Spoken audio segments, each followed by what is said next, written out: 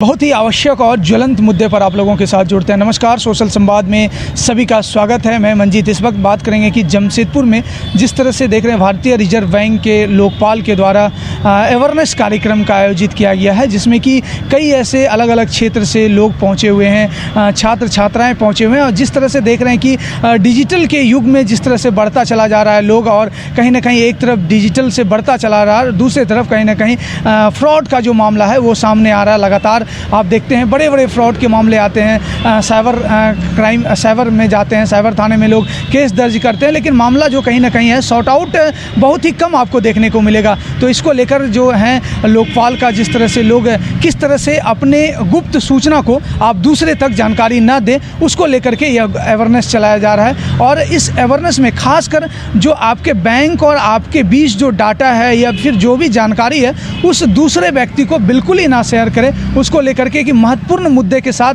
आइए हमारे साथ जो हैं भारतीय रिजर्व बैंक के लोकपाल सर वो मौजूद हैं, उनसे जुड़ते हैं और तमाम जानकारी के साथ किस तरह से वो आप लोगों के साथ सेफ और सतर्क करने की जानकारी साझा कर रहे हैं। करने का था हमारा जो RBI ombudsman scheme, integrated ombudsman scheme है, यानी रिजर्व बैंक एकीकृत लोकपाल योजना जो 2021 में आया था। तो इसका क्या मुख्य पर्पस है और इसमें कैसे लोग जो है इसका फ़ायदा उठा सकते हैं, ये हमारा मुख्य उद्देश्य आज के कार्यक्रम का था।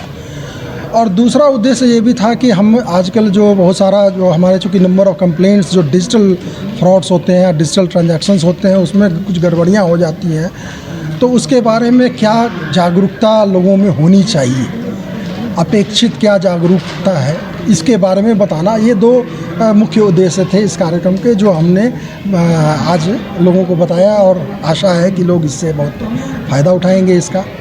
सर, लोगों को जो आपने बताया सर कि किस तरह से फ्रॉड से बचना चाहिए, या फिर फ्रॉड के आपके इस तरह से कॉल्स या फिर अननोन तरह के जो आपको मैसेज मिलते हैं, तो उन पे कैसे रिगार्ड करना चाहिए, उनको कैसे रिप्लाई जो करते हैं लोग, उसमें कहीं ना कहीं नहीं फंस जाते हैं। जैसे हमने कहा कि जब भी कोई डिजिटल फ्रॉड हो जाता है तो उसका एक मुख्य कारण, बल्कि ज़्यादातर कारण होता है कि आपने किसी कारणवश अपने जो कॉन्फिडेंशियल क्रेडेंशियल्स है, यानी जैसे आपका पासवर्ड है या पिन है या OTP है, इसको आपने किसी को बता दिया, शेयर कर दिया, तो आपको किसी भी हालत में ये जो कॉन्फिडेंशियल आपके जो क्रेडेंशियल्स होते हैं उसको शेयर नहीं करना चाहिए। सबसे पहले तो आपको जिम्मेदारी उठानी चाहिए, चाहे कुछ भी हो जाए, जब तक आप कन्विंस नहीं हो कि ये जेन्युइन जगह पे ये इन्फॉर्मेशन दे रहे हैं, तब तक वो इन्फॉर्मेशन किसी को भी नहीं दें।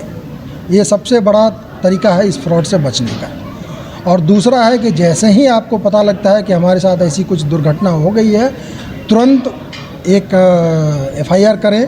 साइबर क्राइम डिपार्टमेंट का हमारा नंबर है, उस पर कॉल करें, उनके वेबसाइट पे जाएं, एक FIR लॉन्च करें। कई जगह पुलिस जो होती है उनके पास भी साइबर विंग होती है, वहाँ भी FIR करें जाकर। बेसिकली या तो वहाँ साइबर क्राइम के पास करें या लोकल पुलिस जहाँ भी वो फैसिलिटी उपलब्ध है वहाँ तुरंत जाएँ, तुरंत बिना समय गंवाए उस पर FIR लॉन्च करें, फिर तुरंत अपने बैंक को भी बताएं।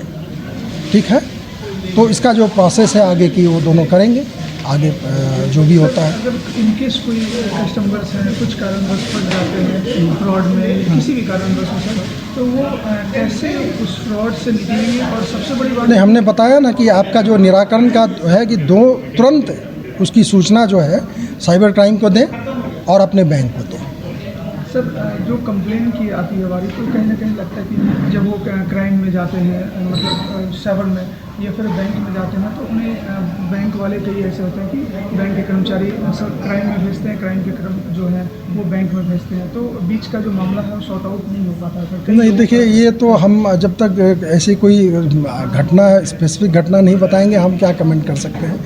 हमने कहा ना कि उसमें क्या करना चाहिए, आपको तुरंत जो है साइबर क्राइम डिपार्टमेंट के पास जाना चाहिए, साइबर क्राइम सेल के पास, या पुलिस, लोकल पुलिस है, वहाँ जाकर अपना FIR दर्ज करें और तुरंत जैसे ही जानकारी मिली आप अपने बैंक को भी, जहाँ से आप जिससे भी खाता है उस बैंक को तुरंत सूचित करें।